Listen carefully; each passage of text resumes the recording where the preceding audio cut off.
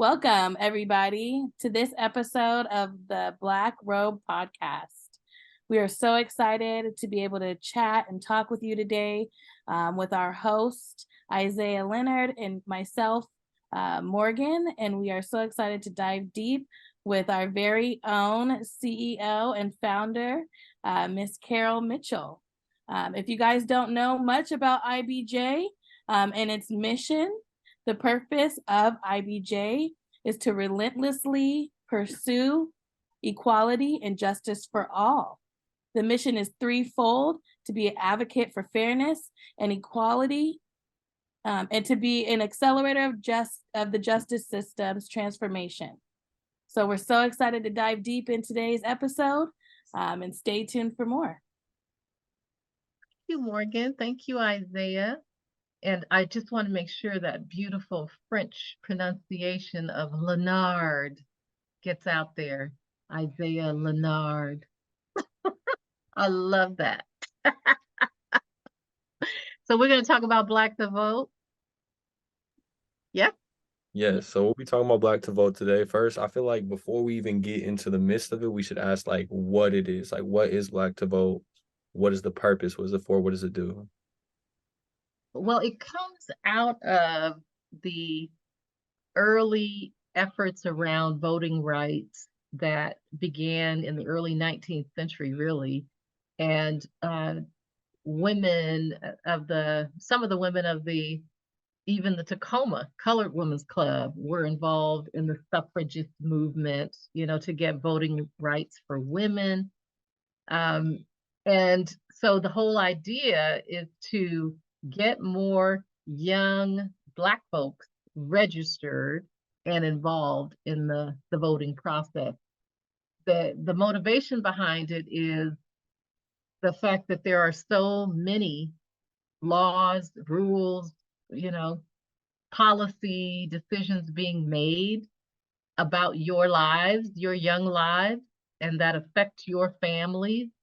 And you're not even engaged in those conversations. You don't get to listen in at the door on what those folks are talking about, who are calling the shots. And yet they're making all kinds of decisions that affect your young life and the opportunities that you have available to you. We see in Florida and Arkansas and Texas and Arizona all of these efforts to limit voting rights among Black folks, saying you got to have a driver's license in order to register to vote. It's like, what is that?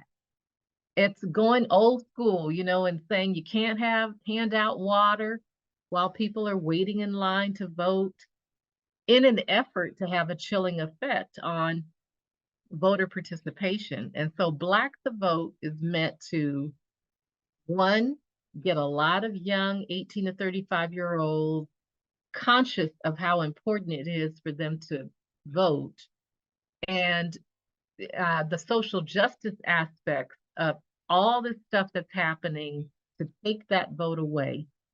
And then the final piece of it is the fact that we lose our right to vote. Many people of African descent, because of incarceration, have lost their right to vote. And we need to let them know that you can get it back. In our state, there's a process where you can get it back once you've served your time and you're no longer under supervision.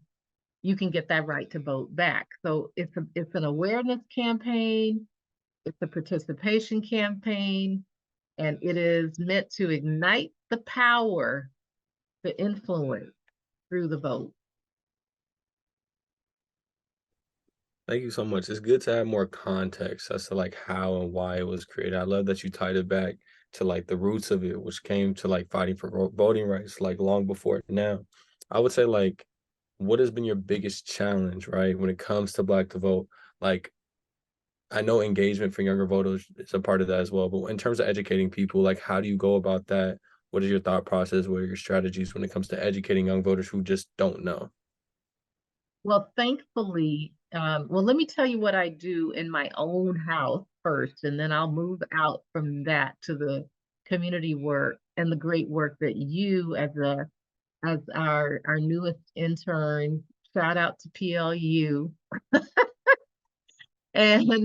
and to you for wanting to come be with us, and also to Faith Rasmussen, who is our first IBJ ACES fellow. She's done a lot of work putting together an actual kit, and people will hear more about that in the future. But what I do in my own family is when that pamphlet comes in the mail, even before the ballot arrives, I invite all my family members of all ages over to eat. And we bring those voters pamphlets in there, and they say, well, who's this and who's that? And why is somebody named Mr. Space Guy running for auditor? You know, because there's always somebody crazy like that doing crazy stuff. But to help explain and talk through what these issues really are. So for example, this year, we have Tacoma Initiative 1 on the City of Tacoma ballot. People need to understand that that is going to revolutionize tenant protections in Tacoma. And they need to know that there's going to be lots of campaigning against it, because there's a whole effort to block it, mostly by the landlord lobbyists and the landlord associations, and by these big, private equity firms that own these big giant apartment complexes that a lot of us live in. 100,000 people are tenants in Tacoma. And Tacoma's only got about 300,000 folks. So that's a third of Tacoma's population is going to be impacted. And do you know only about 36% of the population votes? And guess which 30% votes? The people that own houses. And so the folks who are in apartments being most impacted don't even vote on something that is going to completely, potentially revolutionize their lives, or could. We need them to get in there and vote. So part of it is in our own household, we need to prioritize voting. And even the young teenagers who can't vote yet, but they're like 16 and 17, they can register when they're like 17, so that when they turn 18, they're in there.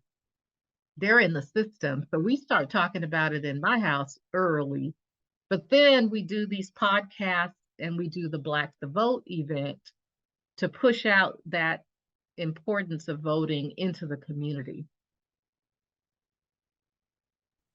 Thank you. I think that helps everybody get a better look at like what it's like in that process, and like a lot of the things that we deal with trying to get Black voters, especially Black young voters, to vote. So I appreciate that. I would say one of my next questions would be, in terms of like, obviously you said there's only a certain demographic who is voting, which are the tenants, you know what I'm saying? And then when we look The at homeowners. the homeowners, the homeowners Yeah. that are actually voting for these things, the people who make the most or benefit the most from these rules are only ones making the system at play.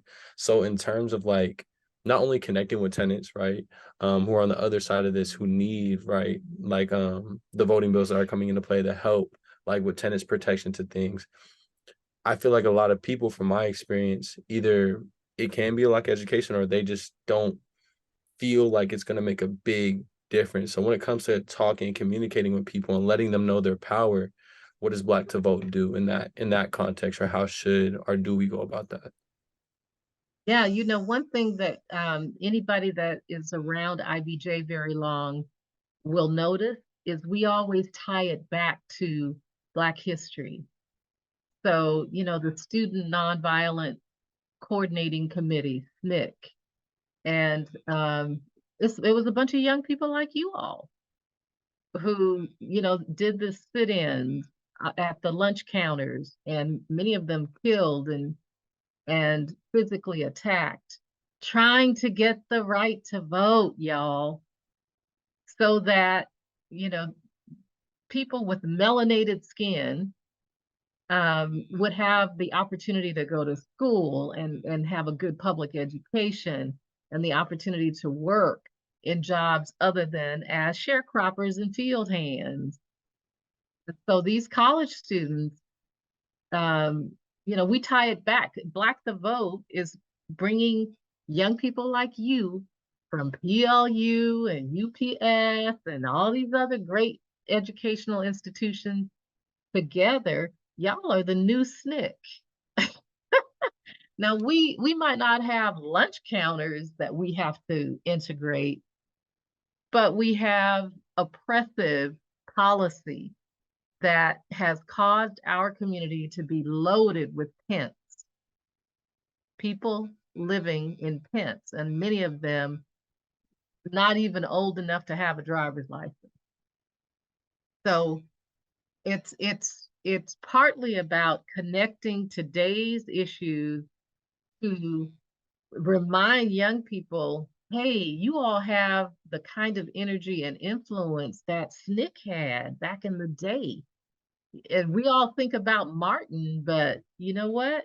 There were a whole lot of other young, nameless folk who really were significant contributors to the civil rights movement. And Black the Vote is just that new generation of young contributors like you and Morgan and Faith.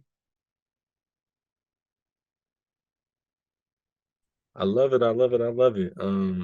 It's true. I feel like this is definitely helping me with my personal engagement as well.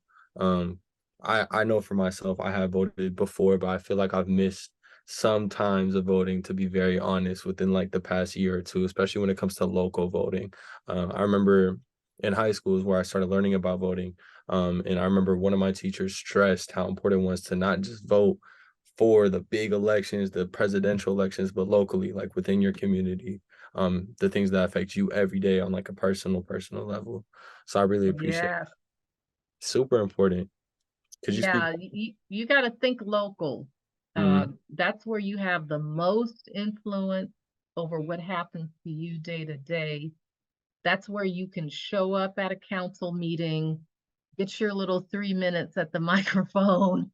You can say a lot in 3 minutes. Folks think that's not very much time, but actually, if you write your stuff out and don't just, wing it, you can say a lot in 3 minutes and you can affect change. And here's the other thing, the people who do want to be elected don't pay a whole lot of attention to people who are not registered to vote because they know, well, shoot, they may be making a lot of noise, but if I turn my attention over here to that 36% that votes in every election, I don't have to worry about all that noise.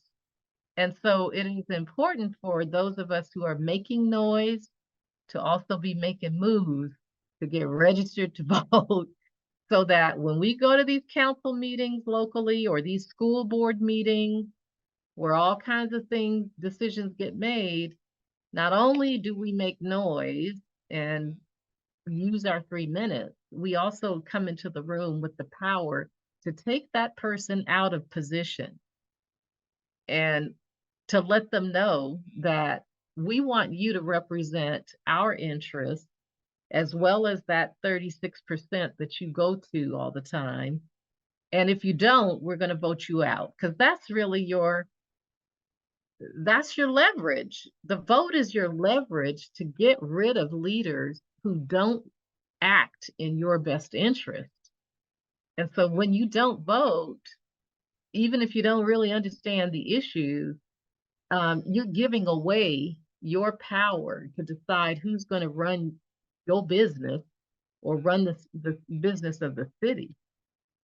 And it's that little small enclave of people that vote all the time. They run things. You might need a sidewalk. There were places out like in Lakewood when I lived there, no sidewalks on these main drags, right? The kids are like walking in the ditch to get to school. And guess where those are? In neighborhoods where there are a lot of apartments. And the folks in those apartments are not voting, but the ones out on American Lake are. and that's where all the sidewalks go.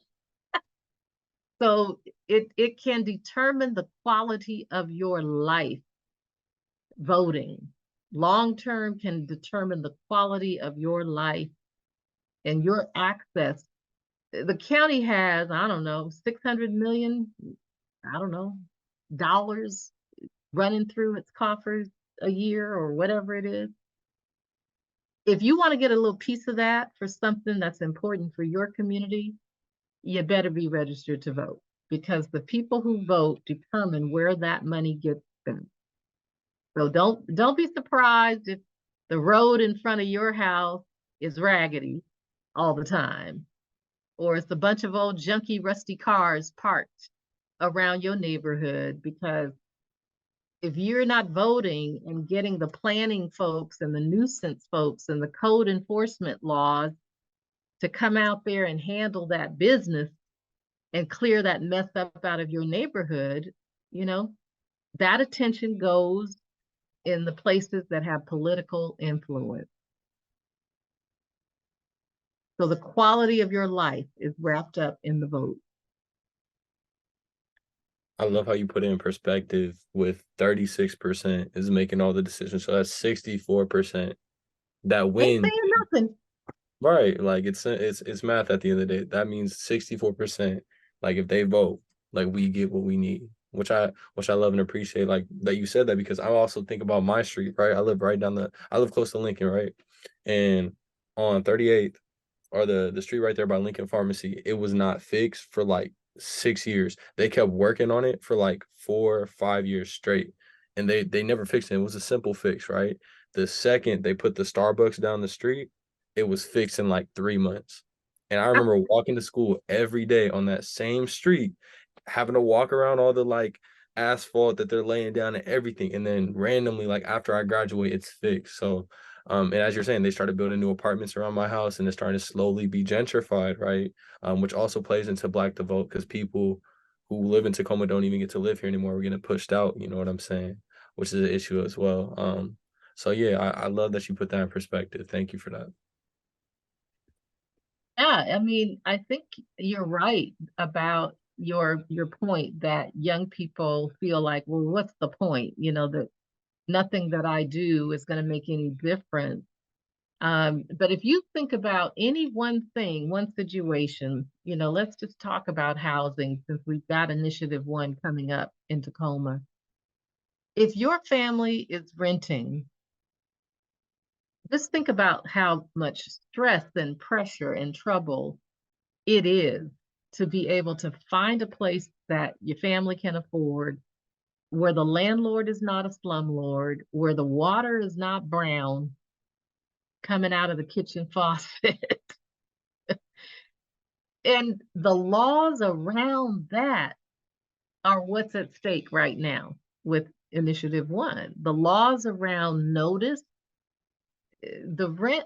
I heard a stat at a Tacoma for All meeting that rents went up 43% in 5 years. How can anybody afford that kind of an increase in 5 years? Because your salaries are going up maybe 2 or 3% if you're lucky, maybe 5 if somebody is working somewhere really generous.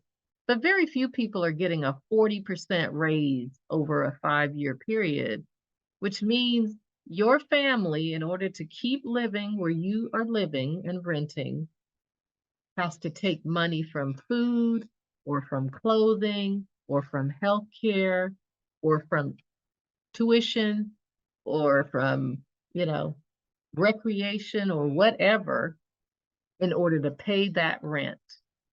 Because the rent takes up far more of the family income than it should. Yeah, that's why we got to vote, because rules like that, they just keep the poor poorer. They make them poorer. The poor get poorer. And the private equity firms, these multi-billion-dollar firms that buy up those complexes we all live in, because I lived in apartments a good portion of my life when my children were young.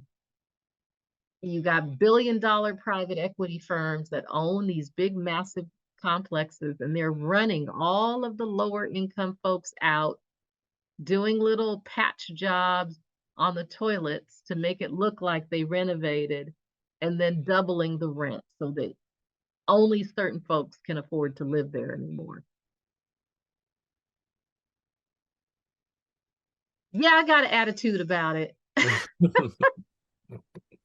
you even should, though even though, you know, I'm one of those people back in the day. I bought my first house when I was 19, but you could do that back in 1977, right? You could buy a house for like $40,000. You can't find no house nowhere, maybe an outhouse for no $40,000. So those of us who own homes sometimes, and a lot of people that own their house, Isaiah and Morgan, they got that house from their mama, the daddy, the granddaddy. It's not like they started from scratch. And so they're not sensitive to people who have never lived in a house of their own. Yeah, we have to do something about it.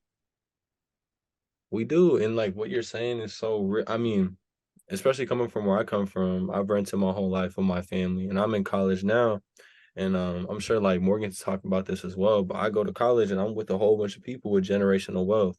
And that wealth, like you said, there's a desensitization to it because it was something that you inherited. And so it's always been like this thing. It's kind of like the air that we breathe. You don't notice it because you live in it. And a lot of people come Mm-hmm. things that are so trivial, right?